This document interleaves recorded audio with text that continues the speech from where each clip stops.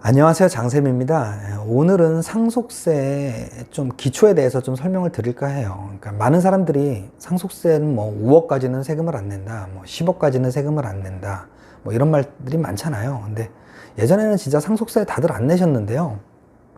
요즘은 집값이 하도 올라서 집 하나만 받아도 상속세가 나오더라고요.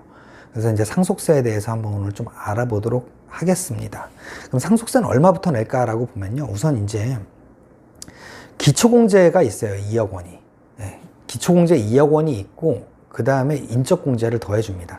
인적공제는 자녀 한 명당 5천만 원, 그 다음에 연로자가 있으면은 5천만 원, 미성년자가 있으면은 19세가 될 때까지 1년에 1천만 원, 그 다음에 장애인이 있으면요 기대 여명 연수, 그러니까 뭐 통계청이 매년 발표를 하거든요. 그 기대 여명 연수에 도달할 때까지 남은 기간 곱하기 1천만 원을 해주거든요. 이건 물론 중복이 되는 거예요. 만약에 자녀가 연로자다. 그러니까 뭐 100세에 돌아가시면 자녀가 뭐 70세일 수도 있잖아요. 그렇다면 5천만 원 더하기 5천만 원에서 1억이 되는 거죠. 근데 만약 기초공제 2억과 인적공제의 합계액이 5억보다 미치면요. 그냥 일괄공제 5억을 해줍니다. 보통 이 일괄공제가 더 커요. 왜냐면은 기초공제 2억 더하기 인적공제가 5억이 되려면요. 인적공제가 3억이 돼야 되잖아요. 3억이 되려면은 자녀가 되게 많아야 되고, 자녀 중에 몇 명이 장애가 있어야 되고요. 아니면은 막 미성년자여야 되고, 막 되게 나오기가 힘들어요. 저도 세무사 일을 하면서 일괄공제 5억 말고 기초공제 더하기 인적공제를 해본 적이 단 한 번도 없습니다. 그래서 이런 이유 때문에 다들 5억 밑은 세금을 안 낸다 이런 말을 하는 거예요. 근데 이제 또 10억까지는 세금을 안 낸다라는 말씀을 하시는 분들도 계시잖아요. 왜 그러냐면 배우자 상속공제라는 것 때문에 그래요. 만약에 배우자가 상속받은 금액이 없거나 받은 금액이 5억 미치면은요, 그냥 기본적으로 5억을 빼줍니다. 그래서 아까 그 일괄공제 5억과 배우자 상속공제 5억 이 두 개를 합하면 10억이기 때문에 10억까지는 세금을 안 낸다라는 말들이 또 나오는 거예요. 근데 배우자가 5억보다 더 받았을 수도 있겠죠. 그랬을 땐 좀 더 빼주거든요. 둘 중에 큰 금액으로 하는 건데, 만약에 1번이 아니라 2번을 적용할 수가 있어요. 배우자가 5억을 넘게 받았다라고 하면, 그러면은 배우자가 실제 상속받은 가액 A가 있죠. 그 다음에 B가 있는데 B는 1, 2 중에 작은 금액이에요. 대상 재산가액 곱하기 배우자의 법정 상속분, 그리고 30억, 이 둘 중에 작은 거, 그 중에 A와 B 중에 또 작은 거, 이렇게 되는데, 이게 식만 보면 좀 어렵거든요. 좀 어려운 식은 아닌데 보면은 그냥 좀 짜증나잖아요.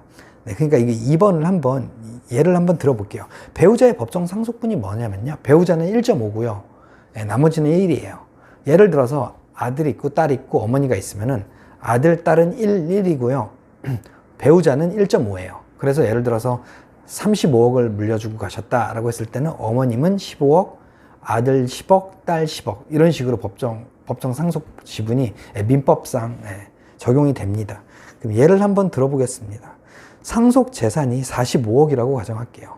그래서 배우자가 당연히 한 명이겠죠.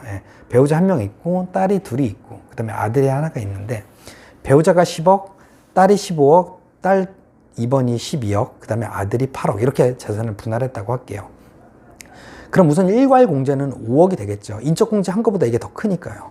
일괄공제 5억을 해주고요.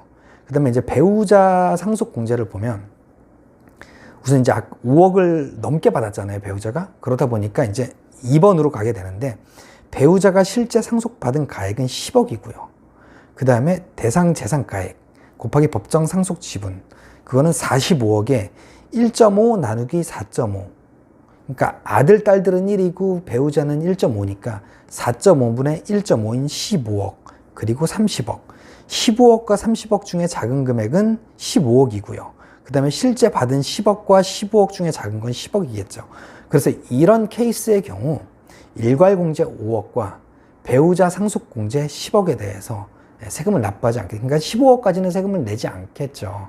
네, 배우자한테 이렇게 많이 해주는 이유는요, 어차피 이게 동일 세대 간의 재산 이전이기 때문에 배우자한테 간다 하더라도 다시 자녀한테 재차 상속이 이루어질 거기 때문에 그때 또 세금을 징수할 수가 있거든요.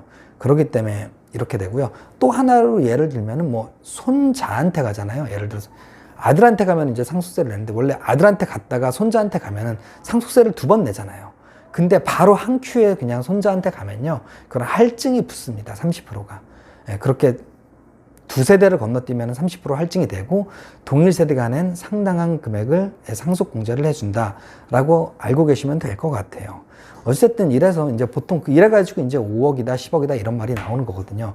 물론 이 재산을 뭐를 물려받았냐, 그리고 또 어떤 재산을 누가 물려받았냐, 이런 거에 따라서 이 상속공제액이 되게 다릅니다.